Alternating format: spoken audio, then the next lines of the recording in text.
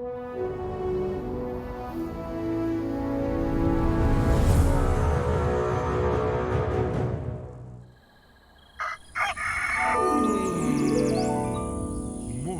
with Max.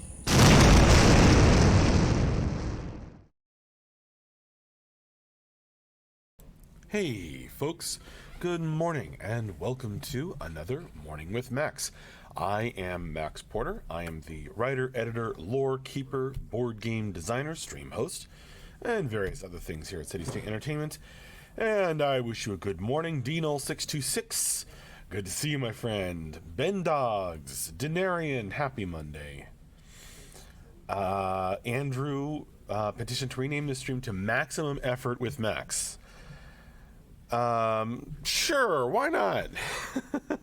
I feel like that's a dead. I wish I had my like a Deadpool shirt on, because that's like a Deadpool catchphrase. But let me go change the name of the stream. Why not? Good morning, Ataday, Calm Tempest, and the man with no screen name.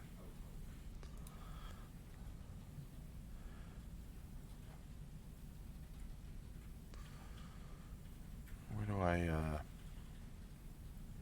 There we go. Morning with Max. Maximum effort.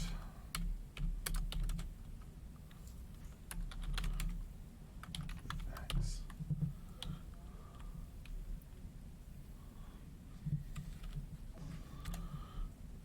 There you go. I threw that in there.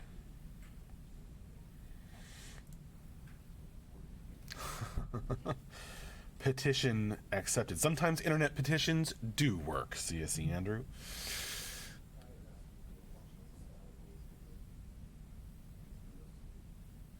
Scott Florence, good morning. Don't do anything too fun until I'm back. All right, nobody have fun. Valdi3133, hello there. Hambone Flex, who is one of my favorite screen names. Salutations to you.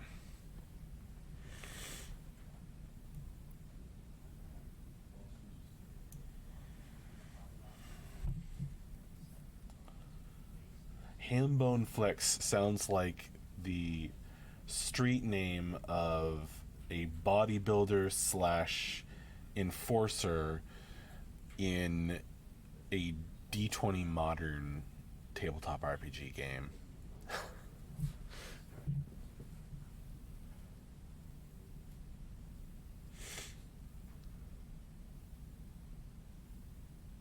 Ahoy, the Jagpee.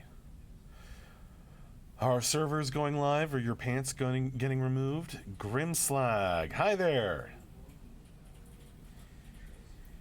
Hambone Flex wants to figure out how to edit the song Flash by Queen and replace the word Flash with Maxi. So what would we get with Max? Just Max, not Maxi. What would we get? I don't remember the lyrics right now. I'm only on my second cup of coffee. 15 or over 1,000, depending on how you count. A D20 what? Asks Lotoween. D20 Modern was a kind of D&D for like a modern action movie style kind of game. That was pretty cool. Back in the day, I have the books because I still love old RPGs that aren't super well supported anymore. But yeah, D20 Modern was cool. You started as a like a smart or a strong or a fast character, like a very basic kind of character, and then you did a lot with prestige classes, for anyone who knows what that is. So, quick question, if that is okay. It is okay, Valdi, but I might not know the answer.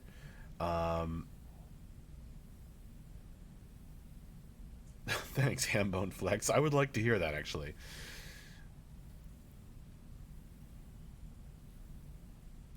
Yeah, D20 Modern was like modern day, but like throw in werewolves and elves and goblins live in the city sewer kind of thing.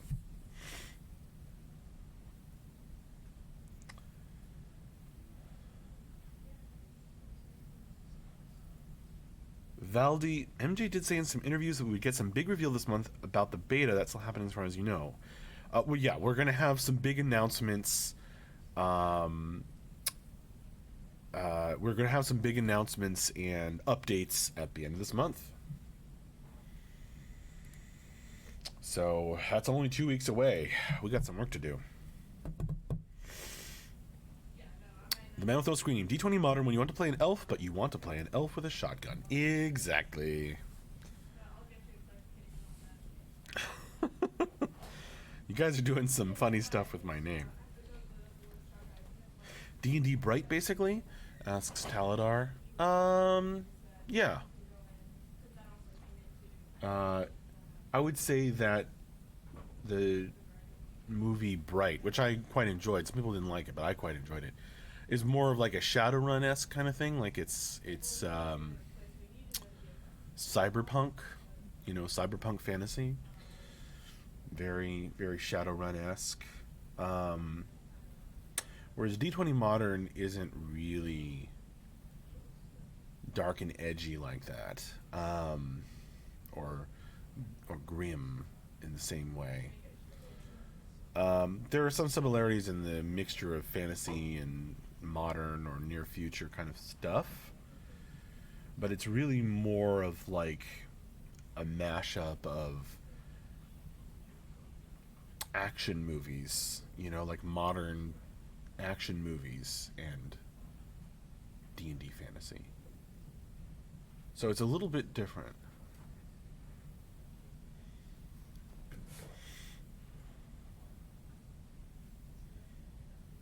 Different feel. I mean, you can, probably do either thing in either system. Hey, hey, hey, says Ben on the YouTube. Hey. Oh, what does your shirt say, Max? This is an awesome shirt that was sent in by a lovely backer, I believe. There ain't no party like a D&D party, 'cause a D&D party don't stop until the healer is dead and we're out of potions.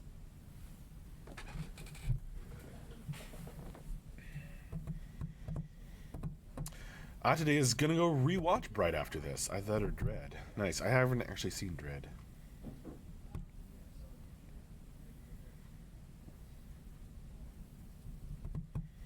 Sounds interesting, the man with no screen name. I thought Bright, it had its flaws, and it was a little bit derivative, but it just believed in itself. It was good. I enjoyed it. It is good. No past tense here. I think they're getting a sequel, right? Taladar, hey, it wasn't me asking for the 5th time about the same shirt this time. Congratulations.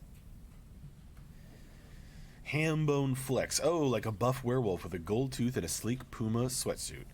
If that's how you see yourself, Hambone Flex, who am I to stand in the way? That sounds pretty cool, actually. There you go, Grimslag. That sounds awesome. I'm going to watch it. Today asks, Max, do I need to jump in my Jeep and drive down there and throw a copy of Dread at you? Well, you can just hand it to me. You don't have to throw it. Thanks for the recommendation, today. Dino, I'm back. Well, see you later also.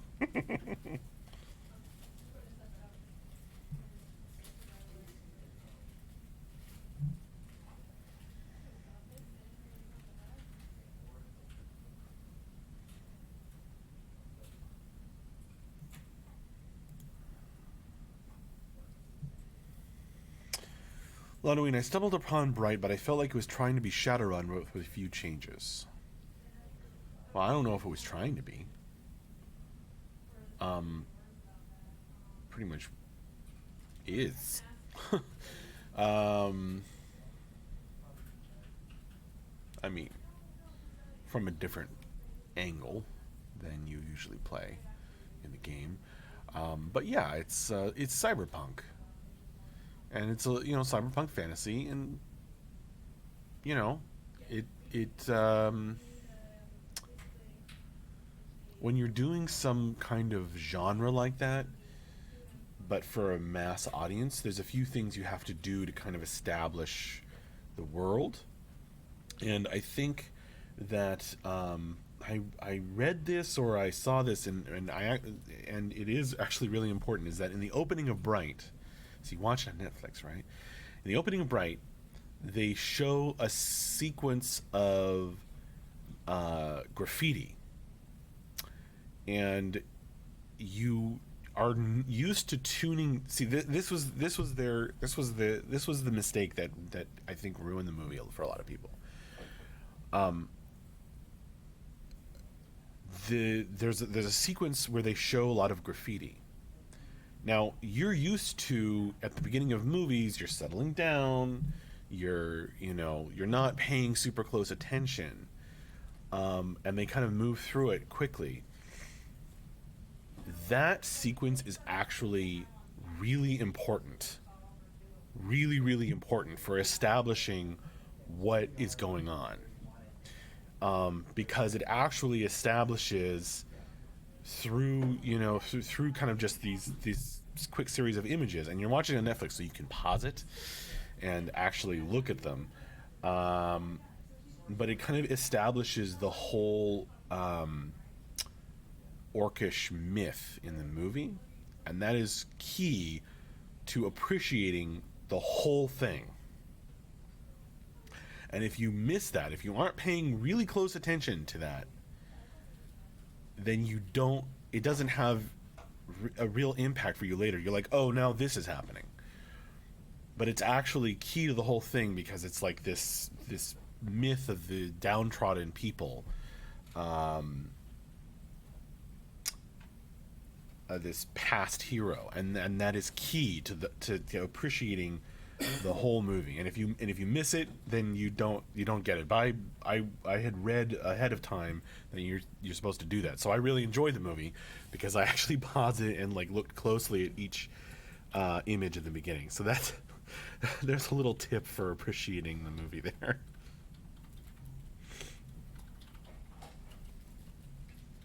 And that's actually what makes it original too. Uh, this is a thing I think in a lot of video games, right? Like, you have to sometimes. It can be a challenge to kind of get the story impact, beyond just like plot elements, like go here, do this, do that, in a video game.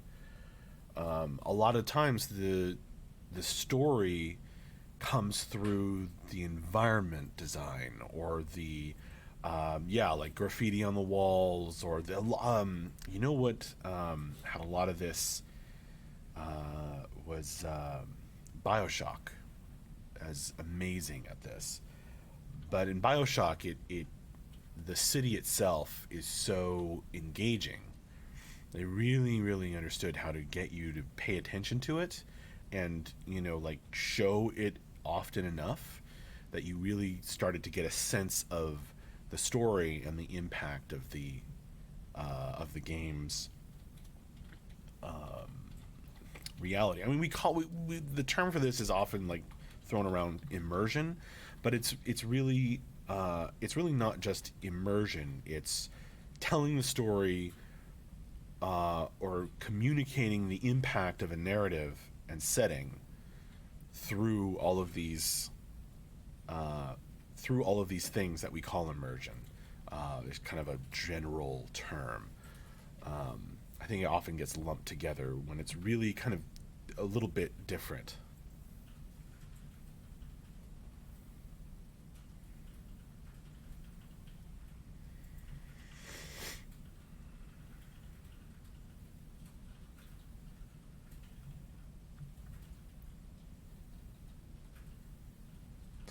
The man with no screen name says it's the logical conclusion of the show not tell doctrine. Yeah. I think in an interactive story like you get in a game, there's a really unusual, there's really different interplay uh, between the show not tell, showing and telling, because sometimes you really need to tell people stuff. I think you can almost take it as 90% show, 10% tell in a novel. Let's say you want to show and not tell, and that is good writing, and it's very well developed at this point. People, I think, in general, have a very well developed sense of what that is in a game. Sometimes it's really important to tell. That's in here. You know what? BioShock is another great example of this, because you have the character who's always saying, I'm not going to, no spoilers, I'm not going to give anything away, but you have a character who's telling you what to do. And they become important to the story themselves. And the story doesn't progress unless you're told sometimes. Especially in terms of what you need to do in a game with a complex story, where it's not in immediate. It's really hard to communicate sometimes what you need to do. So there's a really I don't know what the percentages are in a video game. I think we as gamers, I think we as people who appreciate interactive stories, I think we're still working that out. Honestly, I think we're still trying to figure out like what's the right mix, and it changes based on the genre of game too.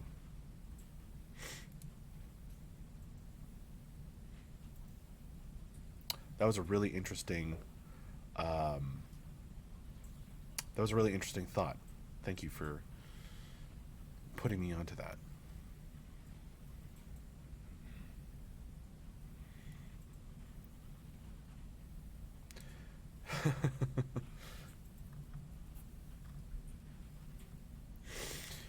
Today, can we expect to see a show not tell doctrine in Camelot Unchained?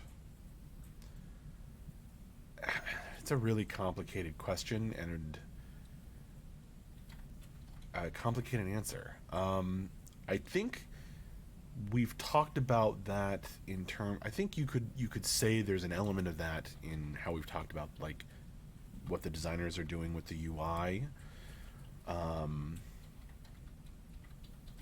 I think there's a certain element of that you could call, that you could call showing and not telling.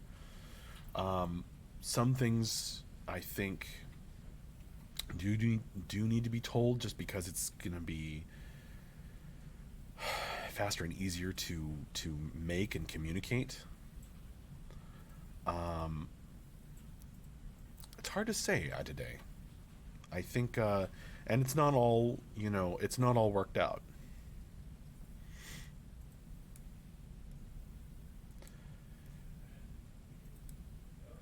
What, Taladar? It's derivative. Does that mean something bright was caused by a shadow because the what? Seems backwards, Taladar. Absolutely, Dino.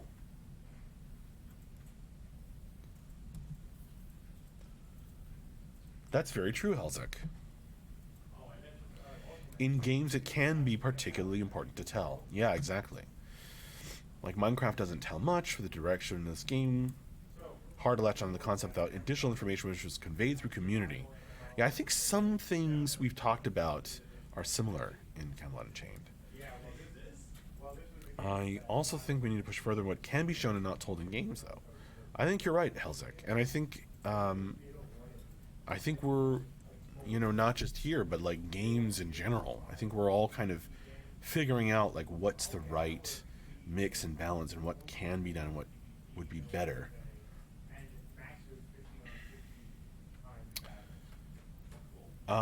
Treville 88. Wasn't CU going to have most of its lore created by the player base, as recalled from streams with MJ in the past?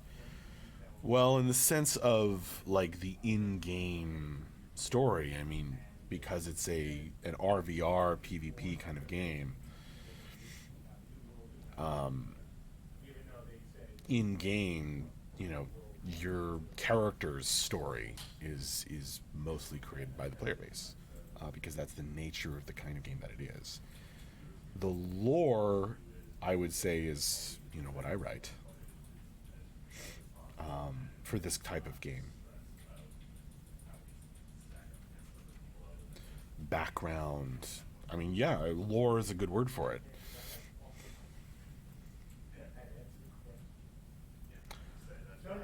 But I want to change it to arcane lore, so it's mysterious and magical. No, I'm just kidding. Apollon, hi. Just walking by to say hello. Have a wonderful start of the week. It's already wonderful. Thanks for coming by, Apollon.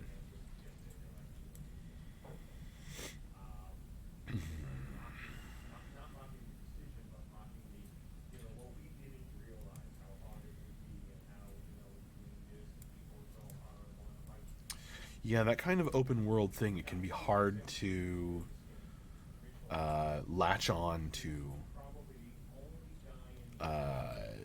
if you have a bunch of different story arcs like that are pre-written. It can be hard to latch onto them sometimes, right? And that's a great difference between immersion and story that you're pointing out, Dino. That's a really great way of pointing out the difference, I think.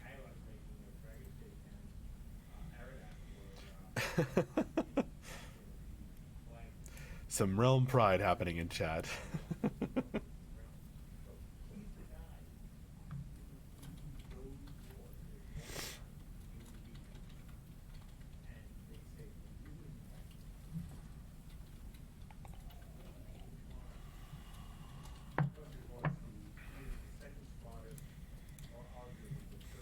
TD lore is the only lore. TD lore is only a bore, says Grimslag.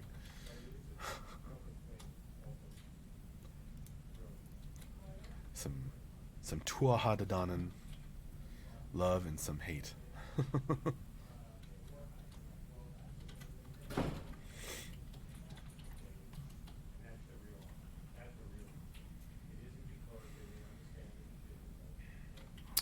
Dino, you're making me want to Google burning ice.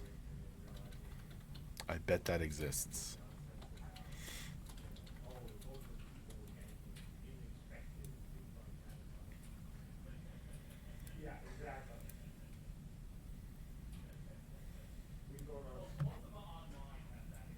I bet somebody's done some chemical reaction to make frozen things burn.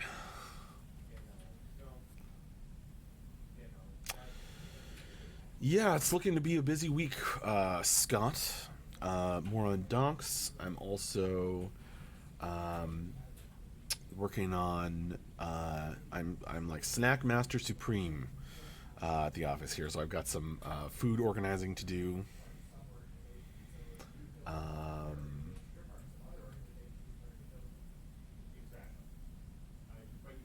We'll see what else. It's been a busy week just this morning already.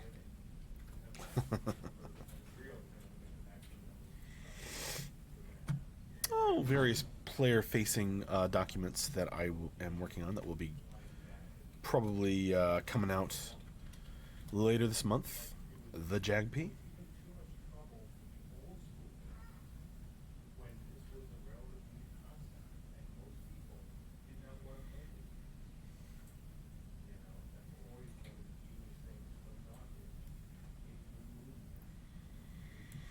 Helzik, though I usually talk about show don't tell in video games in terms of conveying gameplay skills. In terms, again, that's interesting too. Especially when you are someone who writes game manuals and things like that. I think of it more as a backup. Like if it's not clear in the game, then you have something to look up. To be like, oh yeah, okay, this makes sense. In terms of storytelling, you can't think of interactive storytelling the same as other media. In a game, dialogue can be a show instead of a tell element, by directing the player via their senses toward pertinent visual information. It can be, or it can be a tell element. Isn't that interesting, Helzik? It can be dialogue could be kind of an ambient thing that you experience organically, or it can be kind of a grab your attention kind of dialogue that is more of a tell feeling. Jagp asks, are you reading any books currently? I have been reading some narrative design and game writing books.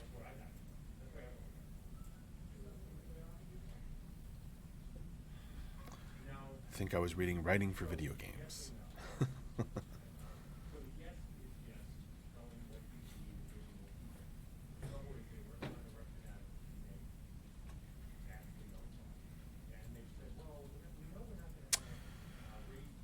Might not happen for a couple weeks, Treville. I haven't had the chance to work on it. We've been busy.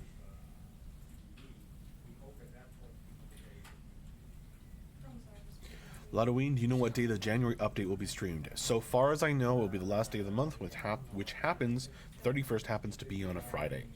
So 2 weeks, so far as I know, unless I hear otherwise, Ludoween, but I believe that will be when all our updates are going to hit.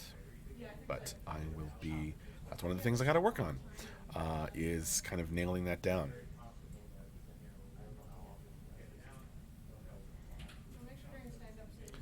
Making plans. Hambone Flex. Will there be a chance for players to create lore? For example, if there was a mass battle and I slayed most of the players during the battle, could songs be sung in the capitals of my great deeds? We've talked about various kinds of ways of doing that.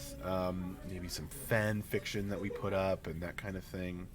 Hambone Flex. Of course, Mark's talked often about your book of deeds as like something he'd love to be able to do. So there are conversations around it. Nothing that I could say that is definitely planned.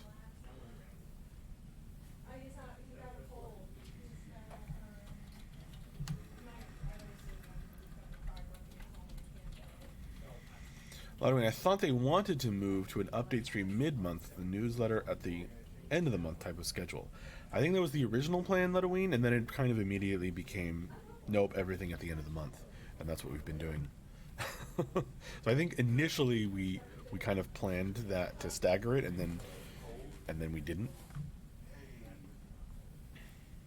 because it just made more sense for some people.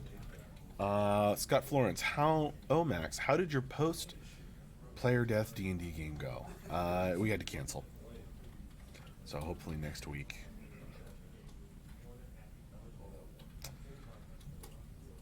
Not due to the player death, just frankly because I was too tired.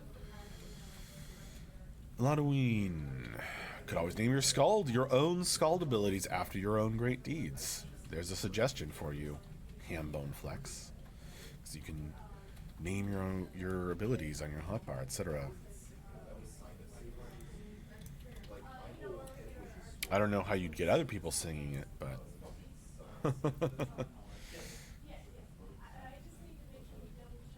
that would be cool too, Dino.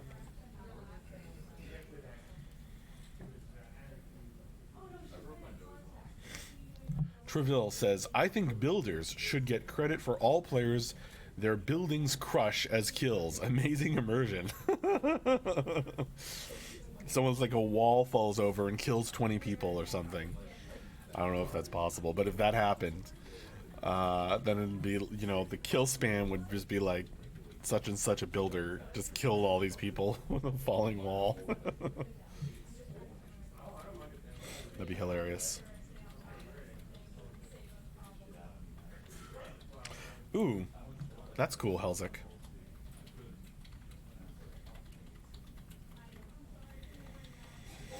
Well, see, there's a debate. Should the person who knocked down the building get that credit, or the person who built the building, or something, or some other option? Interesting thought.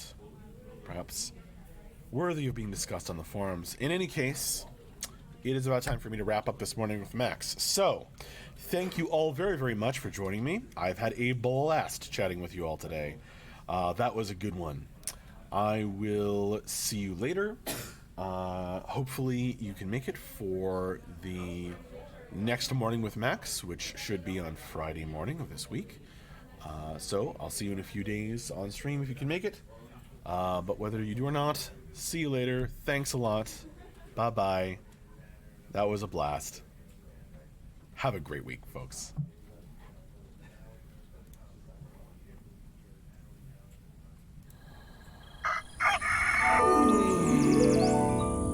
Morning with Max.